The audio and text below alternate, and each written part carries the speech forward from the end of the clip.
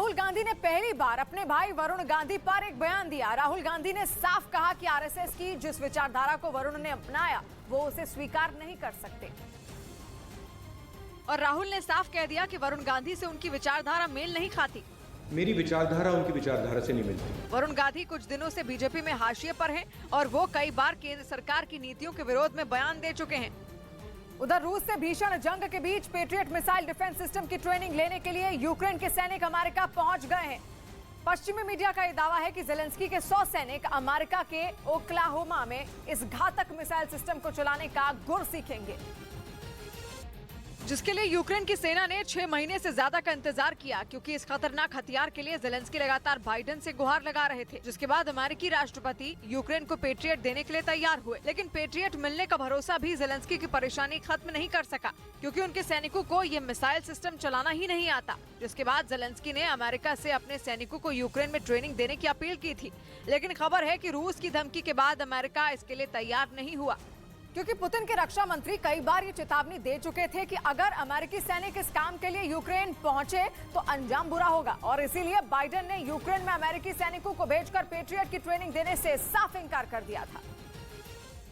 जिसके बाद जेलेंस्की ने अपने 100 सैनिकों को अमेरिका के ओक्लाहोमा भेजा ताकि वो जल्द से जल्द वहां इस हथियार को चलाना सीख सके। और जेलेंस्की को भरोसा है कि रूसी सेना के मौजूदा हमलों से सिर्फ यही हथियार यूक्रेन को बचा सकता है, क्योंकि रूसी सेना इन दिनों अपनी सबसे खतरनाक मिसाइल KH-22 के जरिए भयंकर तबाही मचा रही है। खबर है कि पुतिन की इस मिसाइल के आगे अमेरिका और पश्चिमी देशों से मिले एयर डिफेंस सिस्टम भी फेल हो गए। इसीलिए जेलेंस्की पेट्रियट मिसाइल सिस्टम पर ज्यादा जोर दे रहे हैं, क्योंकि ये हथियार क्रूज और बैलिस्टिक मिसाइलों के अलावा हमला करने आए ड्रोन और लड़ाकू विमानों को आसानी से मार गिराने की ताकत रखता है। माना जा रहा है कि इसके यूक्रेन पहुंचने के बाद जेलेंस्की की फौज की ताकत कई गुना बढ़ जाएगी।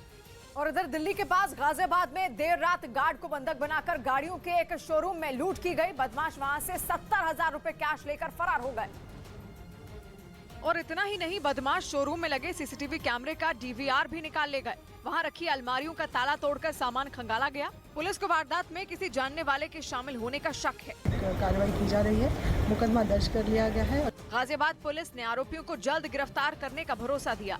इस बीच अमेरिका के कैलिफोर्निया में घर के अंदर बदमाशों ने फायरिंग कर दी, जिसमें 6 लोगों की जान चली गई और घर से पुलिस को 5 शव मिले, जबकि एक आदमी ने इलाज के दौरान दम तोड़ दिया। मरने वाले 6 लोगों में एक छोटा बच्चा भी शामिल है। इस मामले में 2 संदिग्धों की तलाश में जुटी पुलिस को वारदात में किसी बड़े गिरोह के शामिल होने का शक है।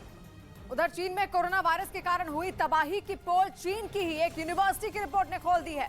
विश्व स्वास्थ्य संगठन की फटकार के बाद चीन ने माना था कि 1 महीने में वहां 60,000 लोगों की मौत कोरोना की वजह से हुई, लेकिन असली आंकड़ा इससे 15 गुना ज्यादा हो सकता है। मतलब ये कि चीन अभी भी झूठ बोल रहा है। कुछ दिन पहले तक पूरी दुनिया को कोरोना से हुई मौतों पर बरगलाने वाले चीन ने पिछले हफ्ते अचानक यू टर्न लिया था। चीन ने दावा किया था कि ताजा कोरोना विस्फोट में चीन के 60,000 लोगों की जान चली गई, लेकिन चीन में सड़कों और अस्पतालों में बिछी लाशों के वीडियो देखने के बाद ये आंकड़ा भी भरोसे के लायक नहीं लग रहा था। चीन के कब्रिस्तान बुरी तरह भर गए थे और शवों को रखने के लिए जगह खत्म हो गई थी, लेकिन चीन का कहना था कि हालात काबू में रहे। हालांकि विश्व स्वास्थ्य संगठन की फटकार लगने के बाद चीन ने मान लिया था कि वहां 60,000 लोगों की जान कोरोना की वजह से गई थी।